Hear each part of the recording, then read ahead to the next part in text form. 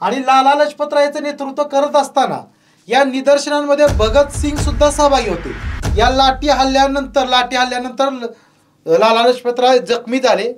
त्यानंतर त्या दिवशी त्यांना हॉस्पिटलमध्ये भरती करण्यात आलं आणि पुढे जाऊन 17 नोव्हेंबर बघा, पुढे जाऊन 17 नोव्हेंबर 1928ला हॉस्पिटलमध्येच काय झालं, लाला लजपत रायांचा मृत्यू झाला। डॉक्टर बाबासाहेब आंबेडकर यांनी या सायमन कमिशन पुढे साक्ष दिली म्हणजे त्यांनी जनतेच्या अडचणी मांडल्या आणि त्यांना काय अपेक्षित आहे बदल, सुधारणांच्या हप्त्यांमध्ये काय काय सुधारणा पाहिजेत हे डॉक्टर बाबासाहेब आंबेडकरांनी सायमन कमिशनला सांगितलं। त्यामुळे सायमन कमिशन सुद्धा प्रभावित झालं।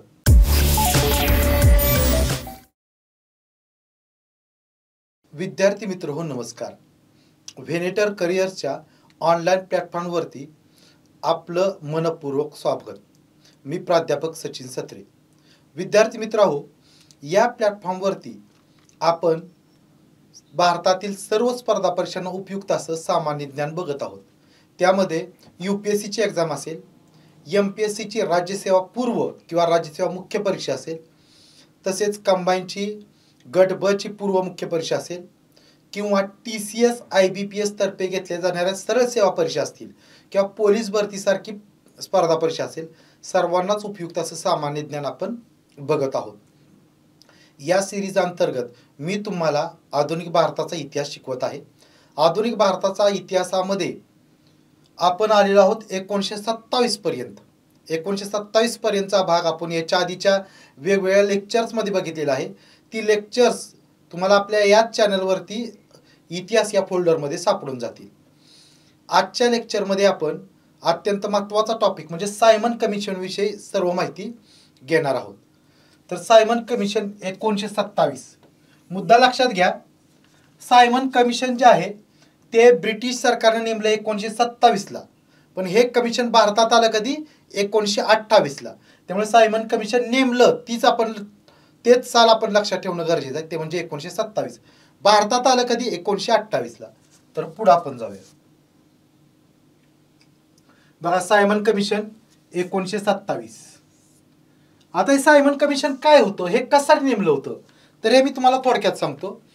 1919ला भारत सरकारविषयक कायदा ब्रिटिशांनी केला आणि या कायद्यामध्ये अशी तरतूद केली की दर 10 वर्षांनी ब्रिटिश सरकार भारतीयांना एक सुधारणांचा हप्ता देईल।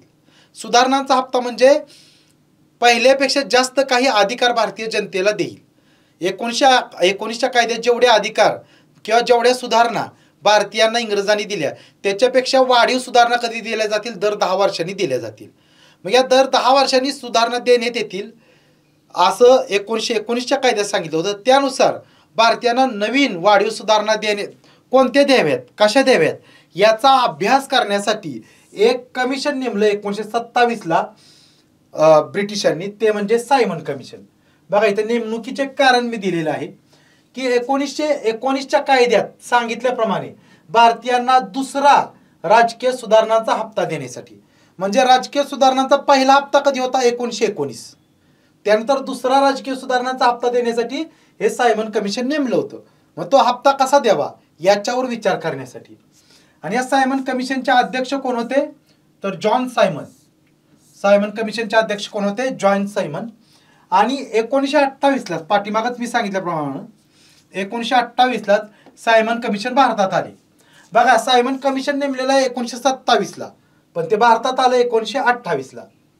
आता हे जे सायमन कमिशन भारतात आलं 1928ला, त्याला भारतीय लोकांनी विरोध केला, प्रचंड विरोध केला।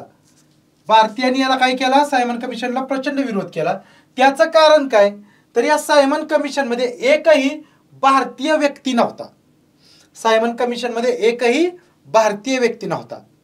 म्हणजे मुद्दा लक्षात घ्या, त्यावेळेच्या भारतीयांचं म्हणणं काय होतं की सायमन कमिशन नेमलेलं आहे ते भारतीयांना सुधारणा देण्यासाठी, म्हणजे भारतीयांना सुधारणांचा हप्ता देण्यासाठी, पण या सायमन कमिशनमध्ये एकही भारतीय व्यक्ती नाही। हा मुद्दा भारतीय लोकांना खटकला। त्यामुळे भारतीयांनी काय केलं, सायमन कमिशनला प्रचंड विरोध केला, सायमन कमिशनला विरोध केला। आणि सायमन कमिशनला विरोध करून त्यावेळी भारतीयांनी जी घोषणा दिली, भारतात सायमन कमिशन विरोधात भारतात गाजलेली घोषणा कोणती होती, इंग्लिशमध्ये म्हटलं तर सायमन गो बॅक। इंग्लिशमध्ये सायमन गो बॅक आणि मराठीत होती सायमन परत जा. मराठीमध्ये सायमन परत जा आणि इंग्लिशमध्ये सायमन गो बॅक. ह्या घोषणा भारतीयांच्या गाजल्या सायमन विरोधात. कशामुळे गाजल्या तर या सायमन कमिशन हे भारताला सुधारणा देण्यासाठी आलं होतं, पण यामध्ये एकही भारतीय व्यक्ती नव्हता त्यामुळं. तर बघा पुढं सायमन विरोधी संपूर्ण भारतभरात अनेक निदर्शनं झाली. सायमन कमिशन विरोधात भारतात अनेक विरोधी निदर्शने झाली. तर सायमन कमिशन जे आहे ते बघा 30 ऑक्टोबर 1928ला लाहोरमध्ये जाणार होतं, लाहोरमध्ये पोहोचलं. म्हणजे सायमन कमिशन जे आलं होतं ते भारतीयांना सुधारणा देण्यासाठी आलं होतं. मग या सायमन कमिशनचे जे सदस्य आहेत ते भारतातल्या वेगवेगळ्या शहरांमध्ये विविध लोकांची मतं जाणून घ्यायला विविध शहरांमध्ये फिरत होतं. तर 30 ऑक्टोबर 1928ला हे सायमन कमिशन गेलं लाहोर या शहरात. लाहोर हा त्यावेळी भारताचाच भाग होता. सध्या लाहोर हे ठिकाण आहे पाकिस्तानमध्ये. तर 30 ऑक्टोबर 1928ला काय झालं, सायमन कमिशन लाहोरला गेलं. त्यावेळेस या सायमन कमिशन विरोधात काय झालं, मोठ्या प्रमाणात निदर्शनं झाली आणि या निदर्शनांचं नेतृत्व कोणी केलं, लाला लजपत राय यांनी. 30 ऑक्टोबर 1928ला लाहोर या ठिकाणी सायमन कमिशन विरोधात जी निदर्शनं झाली त्याचं नेतृत्व केलं कोणी, लाला लजपत राय यांनी. आणि लाला लजपत रायचं नेतृत्व करत असताना या निदर्शनांमध्ये भगतसिंग सुद्धा सहभागी होते, भगतसिंग सुद्धा सामील होते. हे इथं लक्षात ठेवणं गरजेचं आहे. तर हे निदर्शनं करत असतानाच इंग्रजांनी काय केलं, लाला लजपत राय यांच्यावर लाठी हल्ला केला. निदर्शन करणारे सर्वांच्यावर जे पुढं होते, निदर्शन करणाऱ्यांमध्ये जे फ्रंटला होते किंवा जे पुढं होते त्या सर्वांच्यावरच काय केलं, इंग्रजांनी लाठा हल्ला केला. पण निदर्शकांचं नेतृत्व लाला लजपत राय करत असल्यामुळं ते सर्वात पुढे होते, त्यामुळे त्यांच्या छातीवर खूप मोठ्या प्रमाणात लाठी हल्ला झाला. आणि हा लाठी हल्ला करणारा इंग्रज अधिकारी कोण होता, जेम्स स्कॉट. लक्षात ठेवा, लाला लजपत राय यांच्यावर लाठी हल्ला करणारा अधिकारी कोण होता, जेम्स स्कॉट. तर ह्या लाठी हल्ला झाला आणि ही जी निदर्शन झाली त्याचा आभार प्रदर्शन करण्यासाठी किंवा त्याची सांगता समारंभ जो होता, हा जो दिवसभरात कार्यक्रम झाला होता सायमन कमिशन विरोधी निदर्शने करण्याचा, त्या कार्यक्रमाच्या सांगता समारंभात लाला लजपत राय यांचं भाषण झालं. आणि त्या भाषणामध्ये त्यांचं उद्गार काय होतं की त्यांच्यावर जो लाठी हल्ला झाला त्याला उत्तर म्हणून लाठीच्या प्रत्येक आघाताबरोबर ब्रिटिश साम्राज्याच्या शेवपेटीवर एक एक खिळा ठोकला जात आहे. लाठीच्या प्रत्येक आघाताबरोबर ब्रिटिश साम्राज्याच्या शेवपेटीवर एक एक खिळा ठोकला जात आहे, असं लालाजींचे त्यावेळचे उद्गार होते. आता लाला लजपत राय यांच्यावर लाठी हल्ला होत असतानाच थोड्याच अंतरावरून भगतसिंग पण ते पाहत होते. पण त्या ठिकाणी लोकांचा जमाव एवढा होता, लोकांची गर्दी एवढी होती की भगतसिंगांना तिथपर्यंत लाला लजपत राय यांच्यापर्यंत जाता आलं नाही. त्यामुळे लाला लजपत राय यांच्यावर हा भयानक लाठी हल्ला झाला. आणि या लाठी हल्ल्यानंतर लाला लजपत राय जखमी झाले. त्यानंतर त्या दिवशी त्यांना हॉस्पिटलमध्ये भरती करण्यात आलं. आणि पुढं जाऊन 17 नोव्हेंबर 1928ला हॉस्पिटलमध्येच काय झालं, लाला लजपत राय यांचा मृत्यू झाला. 17 नोव्हेंबर 1928ला हॉस्पिटलमध्ये लाला लजपत राय यांचा मृत्यू झाला.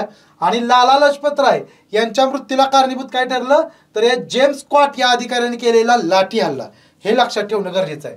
आणि हा लाठी हल्ला कशामुळे झाला तर या सायमन कमिशन विरोधी निदर्शने करताना. आपण सायमन कमिशन विषयी माहिती घेतोय, त्याची माहिती घेऊन आपण पुढं चाललेलो आहोत. तर बघा, लाला लजपत राय यांचा जो मृत्यू झाला तो लाठी हल्ल्यामुळे झाला, त्याचा बदला कोणी घेतला तर भगतसिंग आणि राजगुरू यांनी घेतला. त्याचा बदला घेतला भगतसिंग आणि राजगुरू यांनी घेतला. तो घेतला 17 डिसेंबर 1928ला. म्हणजे लालाजींचा मृत्यू झाल्यानंतर बरोबर 1 महिन्यानी हा बदला घेतला गेला. पण इथं भगतसिंग आणि राजगुरू यांच्याकडून एक गफलत झाली, ती म्हणजे जेम्स स्कॉटला मारण्याऐवजी त्यांनी काय केलं, जॉन पी सॉन्डर्स नावाच्या इंग्रज अधिकाऱ्याला त्यांनी मारलं. कशामुळे मारलं तर जयगोपाल म्हणून यांचा एक क्रांतिकारी सहकारी होता, तो इशारा करणार होता. कारण जेम्स स्कॉटलाही कोण ओळखत नव्हतं आणि सॉन्डर्सलाही कोण ओळखत नव्हतं, कारण सगळे इंग्रज एकसारखे दिसायचे. त्यांना ओळखणं आवश्यक काय असायचं त्यावेळेस न्यूजपेपर मध्ये पण फोटो येत नव्हते, त्यामुळे यांना ओळखणारं कोणतरी पाहिजे. मग यांना जो जेम्स स्कॉट होता त्यांना ओळखणारा जयगोपाल हा एका ठिकाणी उभा होता हातात रुमाल घेऊन, आणि म्हणजे एका ठिकाणी म्हणजे लाहोरचं जे पोलीस स्टेशन होतं त्याच्या बाहेर उभा होता.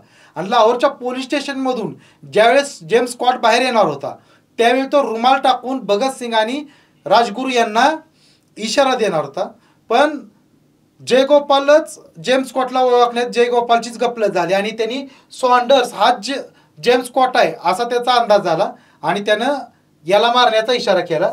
मग हा जो सॉन्डर्स आहे त्याच्यावर पहिल्यांदा राजगुरू यांनी गोळी झाडली आणि नंतर भगतसिंग यांनी गोळी झाडली. त्याचबरोबर यांना गोळी झाडल्यानंतर हे तिथून पळत सुटले. भगतसिंग आणि राजगुरू हे त्या लाहोरच्या पोलीस स्टेशनपासून पळत सुटले. पण तिथल्या काही पोलिसांनी यांचा पाठलाग सुरू केला. पाठलाग करणाऱ्यांपैकी एक पोलीस हा भारतीय होता, चन्नन सिंग म्हणून. मग त्या चन्नन सिंगला यांना मदत करण्यासाठी त्या ठिकाणीच हजर असलेले चंद्रशेखर आझाद यांनी चन्नन सिंगला अडवलं आणि चन्नन सिंगला अडवून त्याच्यावर गोळी झाडली. तर अशा पद्धतीने आपण हे सायमन कमिशन विषयी माहिती बघितलेली आहे. सायमन कमिशन विषयी माहिती बघितलेली आहे. तर हे सायमन कमिशन जे भारतात आलं होतं ते कशासाठी आलं होतं, तर भारतीयांना दुसरा सुधारणांचा हप्ता देण्यासाठी आलं होतं. मग या सायमन कमिशननं काय केलं की भारतामध्ये भारतीयांच्याकडून काय माहिती जमा केली. सायमन कमिशनला जरी काँग्रेसनं विरोध केलेला असला तरी या सायमन कमिशन पुढे साक्ष कोणी दिली हे पण लक्षात ठेवणं गरजेचं आहे. सायमन कमिशन पुढे साक्ष देणाऱ्या महत्त्वाच्या व्यक्तींपैकी अत्यंत महत्त्वाचे व्यक्ती होते ते म्हणजे डॉक्टर बाबासाहेब आंबेडकर.